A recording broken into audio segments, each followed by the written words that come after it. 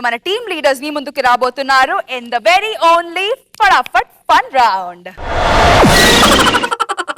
ఒక చీమ ఒక ఏనుగు బండిపై అట్లా రైడ్కి వెళ్తుంటే సెంటర్కి వెళ్ళేసరికి ఒక పెద్ద యాక్సిడెంట్ అయింది. ఆ బైక్ పై నుంచి ఇద్దరు పడిపోయారు.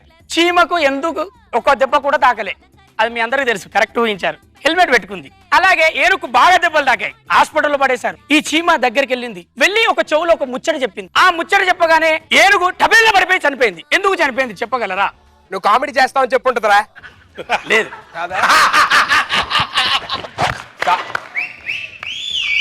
సారీ సారీ, అదే ఎక్స్పెక్ట్. సరే మీరు ఎలా అయినా నవ్వుతే సరిపోతుంది. చెవు దగ్గరికి వచ్చి ఇలా అంది చీమ, నా రక్తం ఇచ్చి నిన్ను కాపాడాను అంది.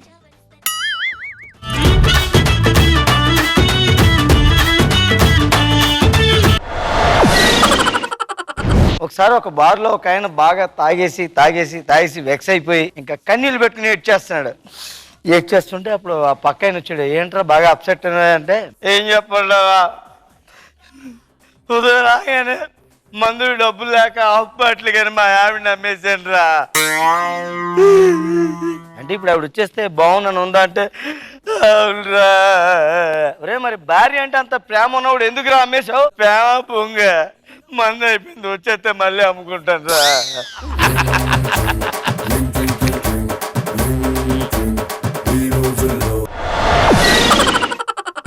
ఒక భార్య భర్త బైక్ మీద వెళ్తున్నారండి. వెళ్తుంటే మొత్తం సిటీ మొత్తం తిరుగుతున్నారు. వాళ్ళు అనుకున్న ప్లేస్కి వెళ్ళగానే వాళ్ళ ఆవిడ దిగి, ఏమంటే నా రింగ్ పోయిందన్న. రింగ్ పోవడం ఏంటే? అవునండి నా రింగ్ పోయిందన్న. ఎక్కడ పోయింది? ఇందాక రింగ్ రోడ్లలో వచ్చాం కదా, అక్కడ పడిపోయి ఉంటుంది. నాకు తెలుసు, అందుకని నేను నెక్లెస్ రోడ్లో తీసుకురాను, ఎందుకు లేకపోతే నెక్లెస్ పోను నిన్ను అన్నాను.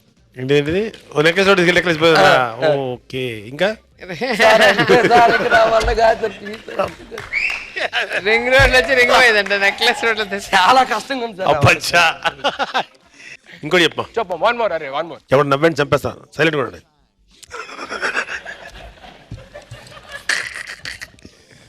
నువ్వు చెప్పమ్మా, చంపేద్దాం. ఎవడో నవ్వేంటి సచ్చారు ఇక్కడ ఎవడైనా సరే, చెప్పు.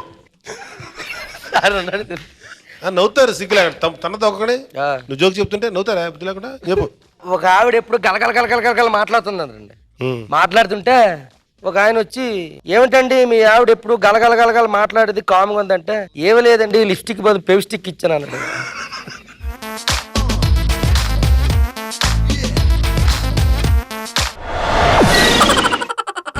యముడు చిత్రగుప్తుడు స్వర్గం నరకం మధ్యలోకి వచ్చి నిలబడ్డారు సార్.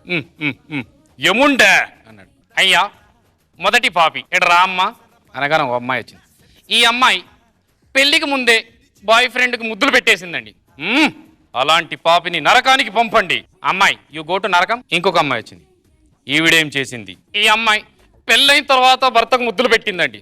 అయితే తినను స్వర్గానికి పంపండి అని. ఆ అమ్మాయిని స్వర్గానికి పంపించేసి రష్మి వచ్చింది. రష్మి రాగానే, ఎవరి సుందరి ఈవిడేం చేసింది? ఈ అమ్మాయికి అసలు బాయ్ ఫ్రెండే లేడు, అయితే నాతో పంపండి.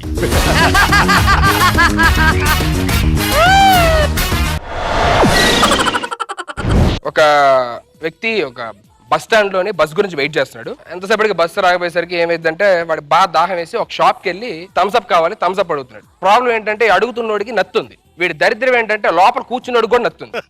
వాడికి నత్తున్న సంగతి ఈడికి తెలియదు, ఈడికి నత్తున్న సంగతి ఆడికి తెలియదు. ఈడెళ్ళి నన్ను అడుగుతాడు, ఇదిగో బాబు ఒక చల్లని థమ్స్అప్ కొట్టి ఇయ్యయ్యా అనగా ఆడికి కాలిపోయింది. ఎక్కడి నుంచో పని కట్టుకొని వచ్చి ఎక్కిరిస్తున్నాడు అని చెప్పని ఆడంటాడు. ఎరా ఓ